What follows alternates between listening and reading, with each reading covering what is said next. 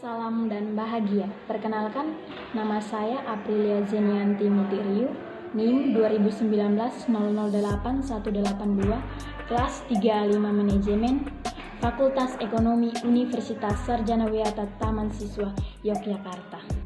Perkenalkan, nama saya Muhammad Ferli, NIM 2019-008175. Saya dari Fakultas Ekonomi jurusan Manajemen, Vokal A5. Perkenalkan, nama saya Cela Janusta, NIM 2019-008168, kelas 3A05, Manajemen. Nama saya Ferdi Pandu Prastio, NIM saya 2019-008193, kelas Fakultas Ekonomi, kelas 3A5. Perkenalkan, nama saya Vivi Oktaviana Peso, NIM 2019-008197. Saya dari Fakultas Ekonomi, Prodi Manajemen kelas 3A5. Perkenalkan, nama saya Gerianto, NIM 2017-008135. Saya dari Fakultas Ekonomi, jurusan Manajemen.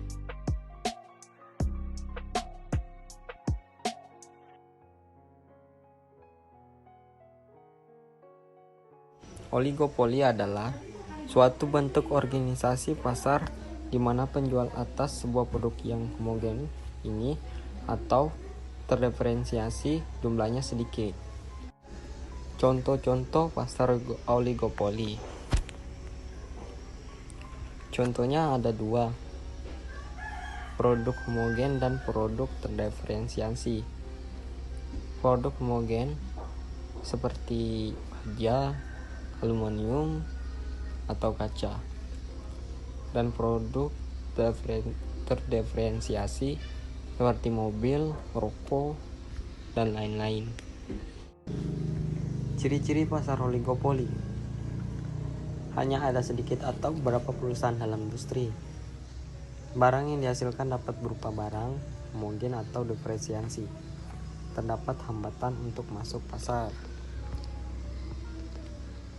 Di sini ada 6 ciri-ciri.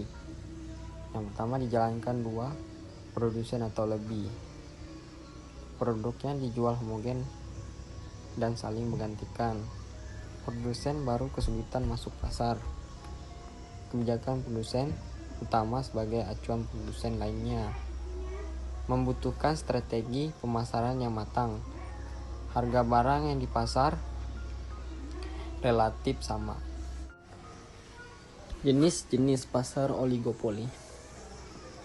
Di sini terbagi menjadi 4. Pasar oligopoli murni atau homogen, pasar oligopoli non-kolusi, pasar oligopoli terdiferensiasi, dan pasar oligopoli kolusi. Pasar oligopoli murni atau homogen adalah jika ada produsen yang ingin memainkan harga, maka ia perlu melihat perkembangan produsen lainnya sebagai kompetitor usaha. Tujuannya adalah agar tetap berkembang dan produsen lainnya tidak dapat mengikuti jejaknya. Selanjutnya, pasar oligopoli non-kolusi adalah jika ada produsen yang ingin memainkan harga, maka ia perlu melihat perkembangan produsen lainnya sebagai kompetitor usaha. Tujuannya adalah agar tetap berkembang dan produsen lainnya tidak dapat mengikuti jejaknya. Selanjutnya, pasar oligopoli terdiferensiasi adalah jenis pasar yang menjual barang yang hanya satu macam, tetapi harganya tidak perlu menyesuaikan dengan harga produsen yang lainnya. Jadi perbedaannya harga cukup terasa di antara oligopoli terdiferensiasi ini. Yang terakhir, pasar oligopoli kolusi. Berbeda dengan sebelumnya, oligopoli kolusi merupakan pasar di mana para produsen bekerja sama ketika mereka akan menaikkan harga produk atau tetap membiarkan harga stagnan. Selanjutnya, sumber terjadinya oligopoli. Sumber ini terbagi menjadi 7. Yang pertama, skala ekonomi. Yang kedua, dibutuhkan investasi modal besar. Yang ketiga, proses produksinya yang dipatenkan. Yang keempat, loyalitas merek. Yang kelima, mengendalikan bahan baku. Yang enam, pemberian hak bisnis dari pemerintah. Yang ketujuh, penentuan harga limit. Selanjutnya, pengukuran oligopoli. Pengukuran ini terbagi menjadi dua. Yang pertama, rasio konsentrasi.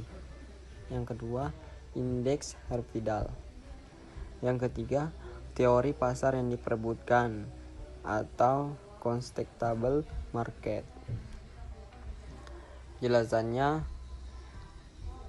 rasio konsentrasi ini mengukur persentase penjualan total yang dilakukan oleh perusahaan terbesar terhadap total penjualan dalam industri. Rasio di atas 50-60 adalah di oligopoli.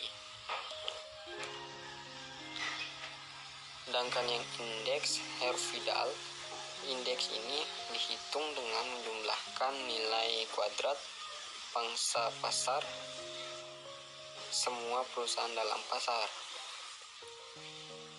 Selanjutnya, teori pasar yang diperebutkan atau constructible market. Jika keluar masuk dalam industri relatif mudah, maka perusahaan dan industri akan bertindak seperti persaingan sempurna. Saya Vivi Oktaviana Peso, NIM 2019-008-197. Baik, di sini saya akan menjelaskan tentang model Carnot.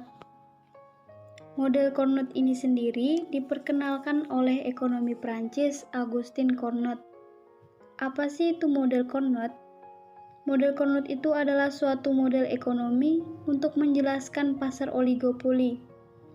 Biasanya, model ini mengasumsikan bahwa di mana suatu perusahaan memutuskan secara independen tingkat produksi yang memaksimalkan laba.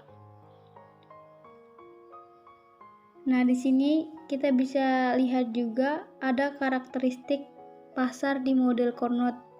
Karakteristik pasar di model Carnot ini ada 5. Yang pertama, terdapat lebih dari satu perusahaan dan produk yang dihasilkan bersifat homogen.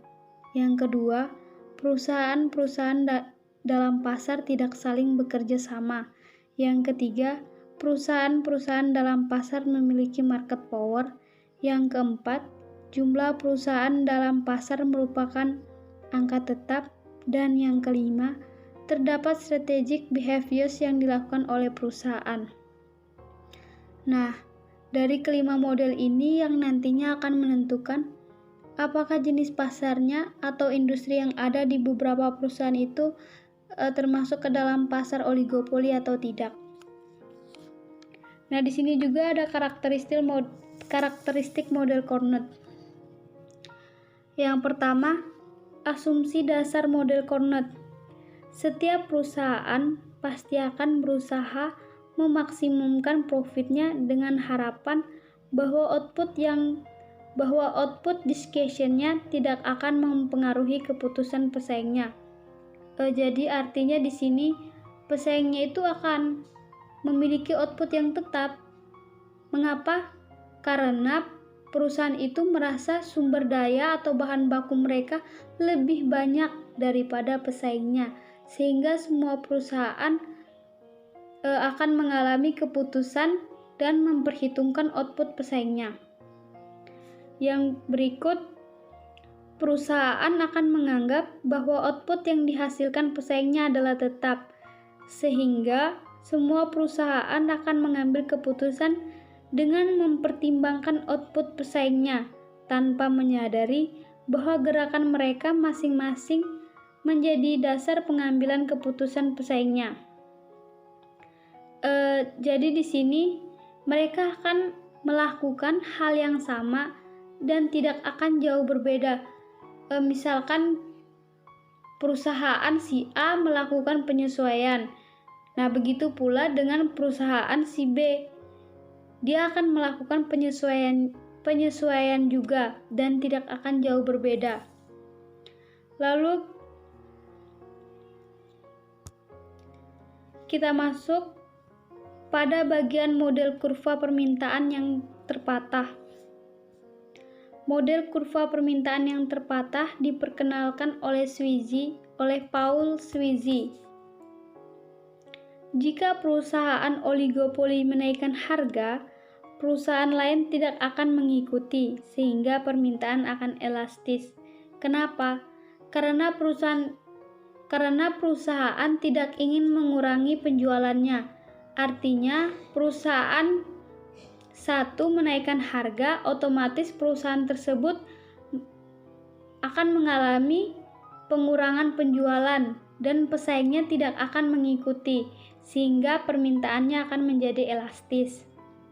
Nah, jika perusahaan oligopoli menurunkan harga, perusahaan lain akan mengikuti, sehingga permintaannya akan inelastis.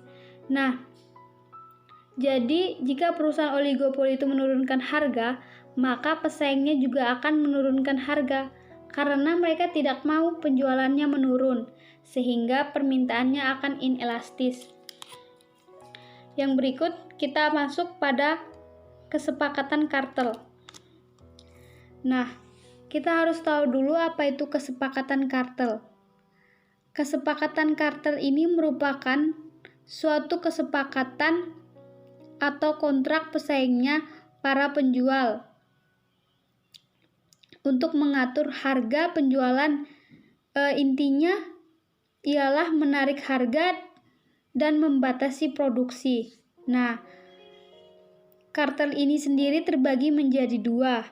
Yang pertama, kartel berbagi pasar, yaitu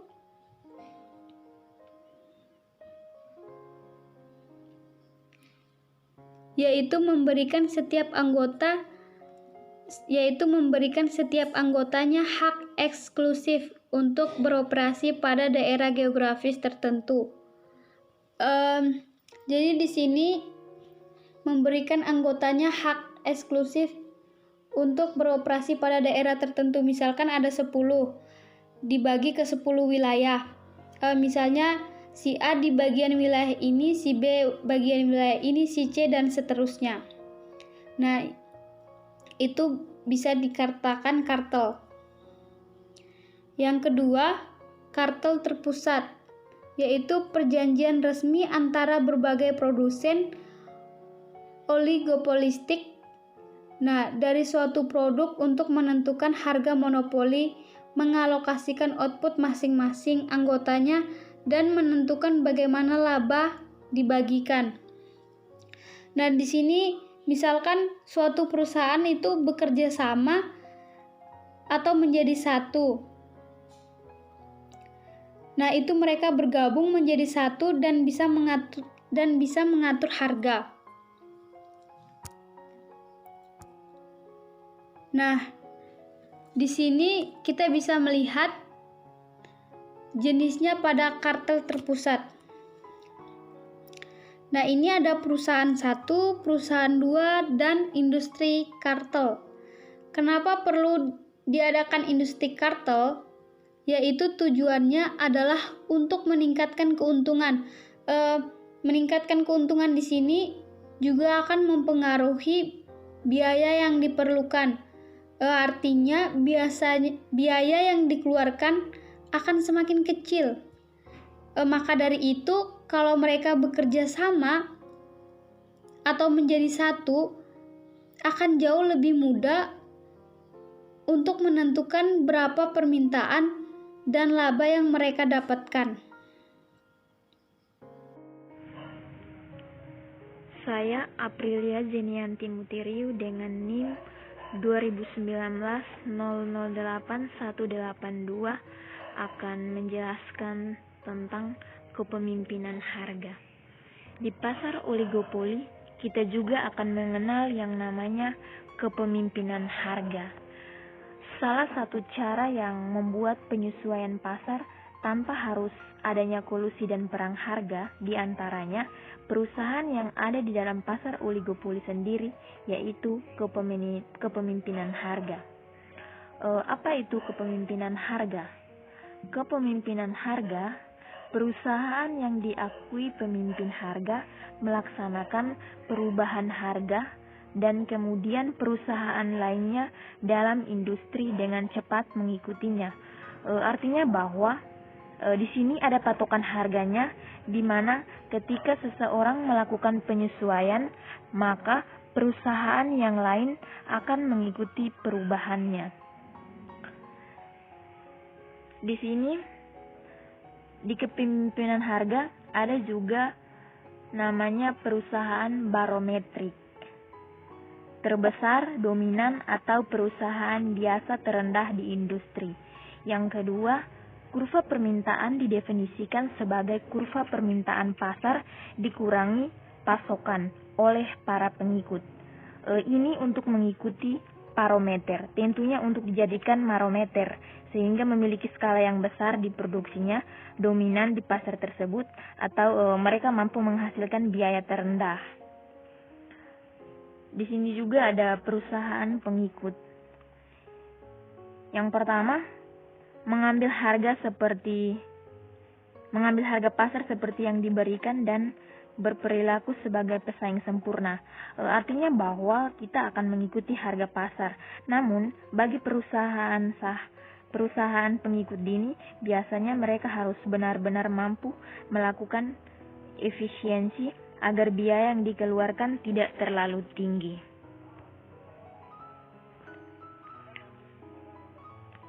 Di sini ada gambar price leadership. Nah, ini untuk price leadership-nya. Maka perusahaan yang dikategorikan dalam price leadership, mereka akan memiliki biaya yang lebih tinggi. Misalnya, ini adalah permintaan total, maka biasanya perusahaan yang menjadi leader akan memiliki harga yang lebih rendah dibandingkan yang lain. Semua yang ada kode L-nya ini, di sini L berarti leader. F ini adalah secara bersama-sama, seperti full, sigma marginal cost untuk semuanya. Sedangkan yang ini adalah milik dari marginal revenue dari leader. Ini adalah marginal revenue. Ini adalah marginal cost leader. Ini adalah delta leader. Maka kalau kita lihat, ini adalah permintaannya. Dan ini adalah revenue berpotongan dengan marginal cost. Ini adalah output optimal dari perusahaan ini. Maka perusahaan sebaiknya memproduksi di dua. Namun dengan harga yang sama, perusahaan ini dapat melakukan produksi beberapa jumlahnya. Misalnya nih, N di N dia berproduksi 20. Sedangkan di R dia berproduksi 40. Dan di C dia bisa berproduksi di 60. Ini untuk yang leader. Pertanyaannya untuk kita, idealnya di mana sih untuk berproduksi? Idealnya berproduksi pada saat MCL berpotongan dengan MRL. Namun karena dia adalah perusahaan leader yang mampu memproduksi dengan biaya yang rendah, maka bisa beberapa produksi tadi seperti di 20, di 40, dan bisa di 60. Nah, inilah yang penjelasan saya sedikit tentang leadership.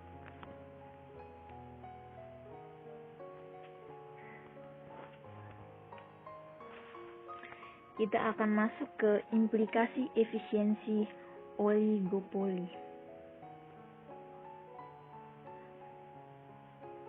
Laba tetap dalam jangka panjang. Seperti halnya monopoli, harganya biasanya terjadi di atas LAC atau long run average cost. sehingga laba dalam pasar oligopolistik bisa tetap ada dalam jangka panjang karena ada hambatan masuk ke pasar. Karena ada kesulitan pesaing masuk ke dalam pasar, maka dalam jangka panjang perusahaan pasti selalu akan mendapatkan laba selama adanya efisiensi.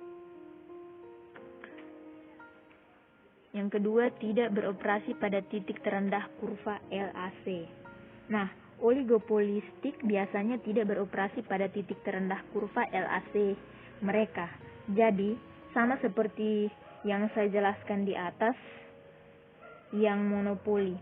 Mereka tidak berproduksi hingga pada titik terendah LAC-nya pasti selalu perlu berada di atas LAC-nya karena adanya kesulitan untuk pesaing baru masuk. Yang ketiga, alokasi sumber daya tidak efisien. Nah, biasanya terjadi alokasi sumber daya yang tidak efisien pada perusahaan industri oligopoli. Kenapa mereka tidak melakukan efisiensi? Karena mereka memiliki sumber daya yang cukup banyak dan mereka juga bisa mengolahnya dari bahan baku hingga menjadi bahan baku. Yang keempat, banyak uang untuk berproduksi barang terdiferensiasi. Nah, ketika memproduksi barang terdiferensiasi, mungkin akan terlalu banyak uang untuk pembuatan iklan dan perubahan model. Seperti perusahaan yang berada dalam pasar oligopoli, kemungkinan tidak akan terlalu banyak untuk membuat variasi-variasinya, karena variasi tersebut akan memberikan biaya yang cukup banyak dan iklannya juga cukup banyak.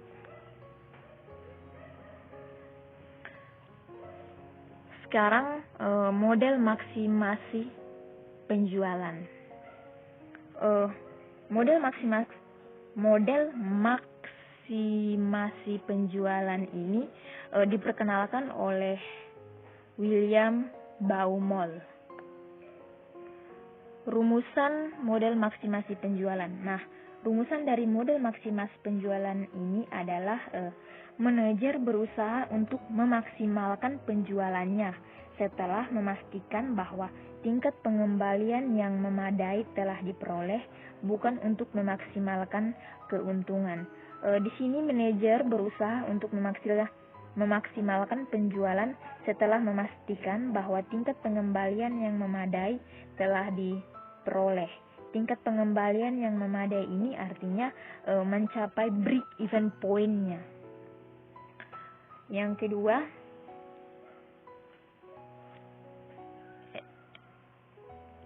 yang ketiga, penjualan.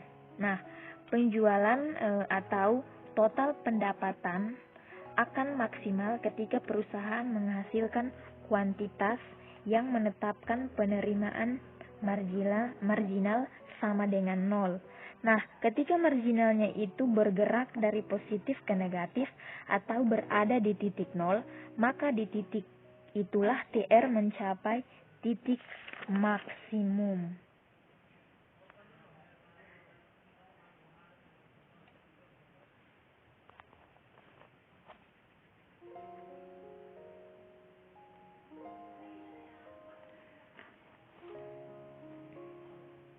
Di sini ada sektor yang sedang berkembang. Yang pertama, perbankan internasional. Nah, terjadi kecenderungan bagi lahirnya oligopolis yang semakin cepat karena banyak perusahaan besar dunia semakin bertambah besar akibat internal dari merger. Sektor yang sedang berkembang itu apa saja? Nah, di sini ada perbankan. Ada beberapa perbankan yang sudah besar, kita mengakui sisi beberapa perbankan kecil. Jika mereka membuat satu yang lebih besar seperti perbankan di sini seperti perbankan internasional. Yang kedua, industri hiburan dan komunikasi. Ketika ada pemain-pemain baru, mereka akan eksekusi atau mengajak untuk bergabung karena mereka akuisisi atau beberapa perusahaan itu merger jadi satu supaya lebih besar perusahaan itu. Produk-produk yang ketiga, produk-produk sehari-hari. Nah, produk-produk sehari-hari, makanan, obat-obatan, elektronika, dan pesawat terbang komersial. Nah, sebuah perusahaan bisa saja merupakan monopolis di pasar nasional, akan tetapi pada saat yang sama akan menghadapi persaingan dari oligopolis global yang lebih besar dan efisien. Contohnya, mungkin di satu perusahaan ini adalah pasar yang disebut sebagai monopoli. Namun dalam global mereka masuk dalam kategori pasar yang ada di persaingan pasar oligopoli.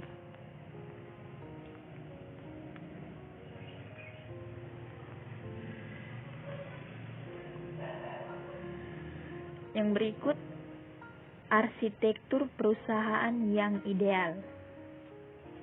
Nah, arsitektur perusahaan, jalan atau cara perusahaan diorganisasi, bergerak atau beroperasi, dan merespon perubahan di pasar. Ini berarti perlu bahwa bagaimana bentuk yang ideal untuk sebuah perusahaan yang ada di pasar pesaing oligopoli. Nah, di sini ada beberapa arsitektur perusahaan ideal, yaitu yang pertama, berkonsentrasi pada kompetensi inti dan mensubkontrakkan seluruh aktivitas lainnya. Nah, perusahaan ideal berkonsentrasi pada kompetensi inti dan mensubkontrakkan seluruh aktivitas lainnya. Ini biasanya ada satu perusahaan intinya, namun untuk proses yang lainnya. Misalnya nih, dalam proses pengembangan mengangkat bahan alam dari pusatnya atau sumbernya supaya bisa diolah lebih lanjut, tetapi ada juga yang kadang-kadang aktivitas yang harus dikontrakkan itu, misalnya seperti ini, untuk pengecekan sebelum penggalian atau penguburan, lalu alat-alat yang dibutuhkan ke sana ada sebagian yang harus disubkontrakkan. Contohnya perusahaan-perusahaan itu pertambangan disubkontrakkan untuk tenaga bagian pengoboran. Yang kedua, organisasi pembelajaran. Perusahaan ideal adalah organisasi pembelajar. Artinya bahwa perusahaan ini mau berkembang dan mengikuti perkembangan. Seandainya teknologi yang digunakan sudah semakin canggih, maka setidaknya perusahaan ini mau berubah atau berbenah untuk mengarah ke teknologi yang terbaru supaya tidak ketinggalan. Yang ketiga, mengoperasikan pabrik atau perusahaan dengan benar-benar efisiensi. Nah, perusahaan yang ideal ini akan mengoperasikan pabrik atau perusahaan dengan benar-benar efisien. Di sini berarti perusahaan harus melaksanakan efisiensi proses produksinya. Yang keempat, mengkombinasikan fisik dan maya dengan tanpa halangan. Nah, perusahaan ideal mengkombinasikan fisik dan maya dengan tanpa halangan. Artinya bahwa tidak hanya kegiatan fisik saja, namun berbasis juga online juga, sehingga dikembangkan supaya tidak tertinggal dengan perubahan yang sekarang, karena kebanyakan di zaman sekarang terjadi secara online. Oleh karena itu, supaya tidak tertinggal, maka kita juga harus mengikuti arah zaman. Yang kelima, perusahaan yang bisa dengan segera bereaksi atau real time enterprise. Perusahaan yang ideal adalah perusahaan yang bisa dengan segera bereaksi. Nah, di sini berarti bahwa ketika ada perubahan di pasar atau ketika ada perubahan di industri tersebut, maka perusahaan harus mampu mengikutinya atau meresponnya dengan cepat. Karena kalau tidak, maka kemungkinan kerugian akan cukup besar.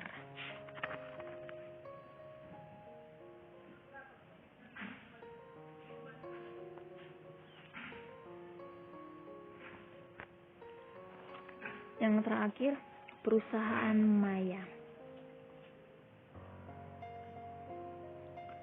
Jaringan kerja temporer perusahaan independen. Artinya, pemasok, pelanggan, dan bahan pesaing yang bergabung bersama dengan kontribusi kemampuan intinya masing-masing untuk secara cepat mengambil keuntungan pasar. Di sini ada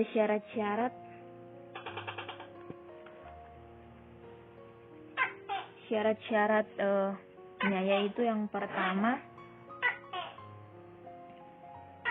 dibentuk oleh karena yang dapat diandalkan dan terbaik dibentuk oleh rekanan yang dapat diandalkan dan terbaik di bidangnya. Nah, perusahaan maya harus dibentuk oleh rekan yang dapat diandalkan dan terbaik di bidangnya. Yang kedua, setiap perusahaan harus memberikan orang yang terbaik dan terpandai untuk jaringan kerja. Nah, jaringan kerja harus melayani keinginan untuk semua rekan dalam kondisi yang menguntungkan. Yang ketiga,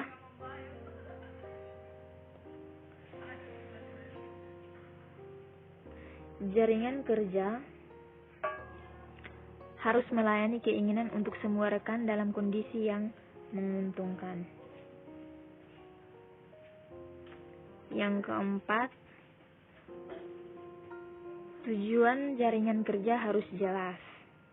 Yang kelima, jaringan kerja tersebut harus membangun infrastruktur komunikasi yang terintegrasi antara setiap perusahaan. Yang terakhir, saya juga akan menjelaskan tentang relationship enterprise. Relationship enterprise adalah jaringan perusahaan yang independen yang membentuk aliansi strategis untuk membangun kapabilitas dan bisa hadir secara geografis yang dibutuhkan untuk menjadi global di bidangnya.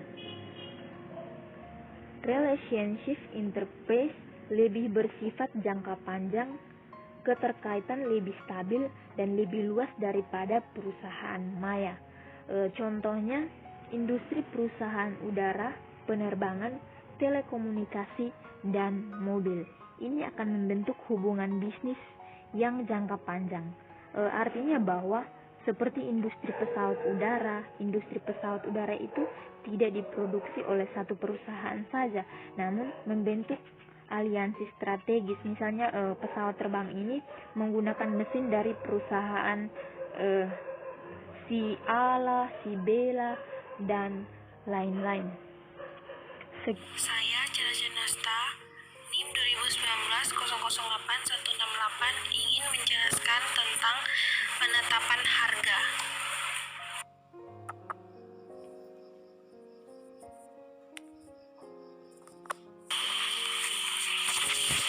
Di sini saya akan menjelaskan tentang apa itu penetapan harga. Penetapan harga atau fetching seperti istilah yang digunakan dalam ekonomi dan keuangan adalah tindakan untuk menetapkan nilai suatu produk atau layanan. Dengan kata lain, fetching terjadi ketika bisnis memutuskan berapa banyak pelanggan harus membayar untuk suatu produk atau layanan. Penetapan harga, proses menetapkan nilai yang akan diterima produsen dalam pertukaran jasa dan barang. Metode fetching dilakukan untuk menyesuaikan biaya yang ditawarkan produsen yang selalu sesuai dengan produk dan pelangganan. Pricing bergantung pada harga rata-rata perusahaan dan nilai yang dirasakan pembeli dari suatu barang dibandingkan dengan nilai yang diprediksikan dari produk persaingan. Selanjutnya, hal yang harus diperhatikan saat menetapkan biaya produksi dan layanan yaitu ada 5. Yang pertama, identitas barang dan jasa. Yang kedua, biaya barang dan jasa serupa di pasar. Yang ketiga, audiens sasaran untuk siapa barang dan jasa diproduksi. Yang keempat, total biaya produksi dalam kurung bahan baku, biaya tenaga kerja, biaya mesin, transit, biaya persediaan dan lain-lain. Yang kelima, elemen eksternal seperti aturan dan regulasi pemerintah, kebijakan ekonomi dan lain-lain. Terus selanjutnya tujuan penetapan harga. Yang pertama, bertahan. Tujuan penetapan harga bagi perusahaan manapun adalah untuk menetapkan harga yang masuk akal bagi konsumen dan juga agar produsen dapat bertahan di pasar. Seperti perusahaan berada dalam bahaya tersisih dari pasar karena persaingan yang ketat, perubahan preferensi dan selera pelangganan. Oleh karena itu, saat menetapkan biaya produk, semua variabel dan biaya tetap harus dipertimbangkan. Setelah fase bertahan hidup selesai, perusahaan dapat mengupayakan keuntungan ekstra. Selanjutnya itu meningkatkan laba saat ini. Sebagian besar perusahaan mencoba memperbesar margin laba dengan mengevaluasi permintaan dan penawaran jasa dan barang di pasar. Jadi, harga ditetapkan sesuai dengan permintaan produk dan penggantian produk tersebut. Jika permintaan tinggi, harga juga akan tinggi. Nah, selanjutnya itu penguasaan pasar. Penguasaan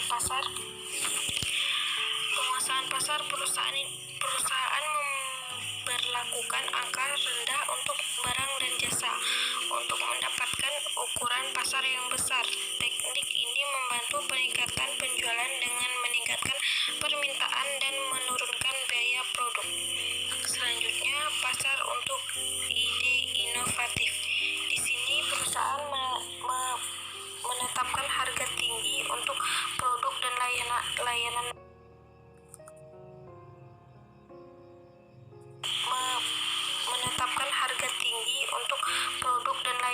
layanan mereka yang sangat inovatif dan menggunakan teknologi mutakhir. Harganya tinggi karena biaya produksi yang tinggi.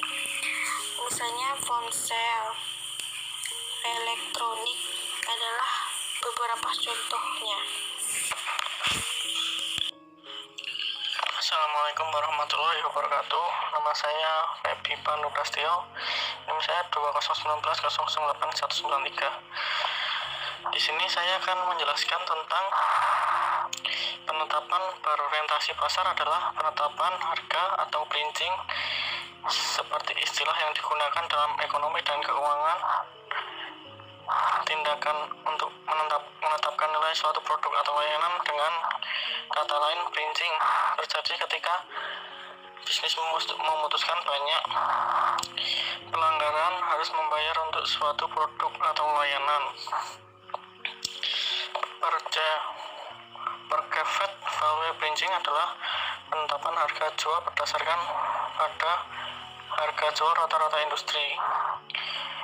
Selanjutnya, value pricing adalah sebuah proses di mana company menetapkan suatu barang harga produk dengan mempertimbangkan brand company tersebut dan seberapa besar customer rela membayar. Selanjutnya yaitu going rate pricing atau penetapan harga berdasarkan harga yang berlaku. Perusahaan mendasarkan harganya pada harga pesaing dan kurang memperhatikan biaya permintaan. Perusahaan dapat mengenakan harga yang sama, lebih tinggi atau lebih rendah dari pesaing utamanya. Yang selanjutnya adalah Differentiated pricing adalah penetapan harga ekspor berdasarkan dinamika dan kondisi di setiap pasar. Dan yang terakhir, printing adalah sebuah proses manual dari penetapan harga untuk perintah membeli dan menjual yang didasarkan pada faktor seperti jumlah yang ditetapkan, kualitas, promosi, dan pengiriman.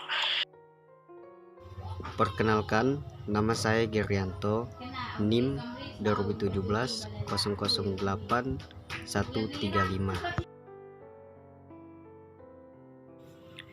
Di sini saya akan menjelaskan strategi penetapan harga. Strategi penetapan harga dibagi menjadi dua, strategi penetration pricing dan strategi harga skimming. Strategi penetration pricing merupakan strategi dengan menetapkan harga di awal yang cukup rendah.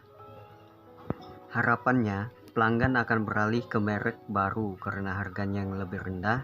Penetrasi harga pada umumnya berkaitan dengan tujuan pemasaran, yakni membesar pangsa pasar serta mengeksploitasi skala ekonomi. Penetrasi harga atau penetration pricing mirip seperti loss leader pricing, di mana bisa menjadi strategi pemasaran sukses jika diterapkan secara benar. Salah satu dapat meningkatkan pangsa pasar serta volume penjualan. Jumlah penjualan pun lebih tinggi sehingga menyebabkan biaya produksi lebih rendah dan perputaran persediaan cepat. Yang kedua, strategi harga skimming atau pre-skimming adalah di mana perusahaan atau pemilik produk akan memasang harga yang sangat tinggi untuk satu barang. Kemudian, harga tersebut akan semakin turun seiring dengan berjalannya waktu. Strategi semacam ini biasanya digunakan saat ada produk baru yang diluncurkan. Harga awal yang tinggi digunakan untuk menambah pendapatan perusahaan sekaligus menguji kepuasan konsumen. Ketika konsumen awal puas dengan produk tersebut, otomatis permintaan pasar akan semakin meningkat, ditambah dengan persaingan yang semakin ketat. Maka perusahaan menurunkan harga produk tersebut. Tujuan lain adalah menjaring konsumen dalam sektor yang lebih luas, terutama mereka yang berbudget rendah untuk membeli produk tersebut. Metode skimming juga dapat memicu munculnya banyak persaingan karena besarnya selisih antara harga awal dengan harga produk setelah mengalami penurunan. Perbedaan penetapan harga dan penetapan biaya. Penetapan harga: apa yang dibayar pelanggan untuk suatu produk atau layanan. Sedangkan penetapan biaya, investasi yang dilakukan bisnis dengan harapan menghasilkan penjualan. Penetapan harga mungkin tidak terkait dengan biaya produk atau layanan, sedangkan penetapan biaya terkait langsung dengan biaya investasi. Penetapan harga, faktor-faktor yang menjadi penetapan bisnis, sedangkan penetapan biaya, faktor-faktor yang menjadi pokok penjualan bisnis. Sekian presentasi dari kelompok kami. Jika ada kekurangan, kami mohon maaf. Salam.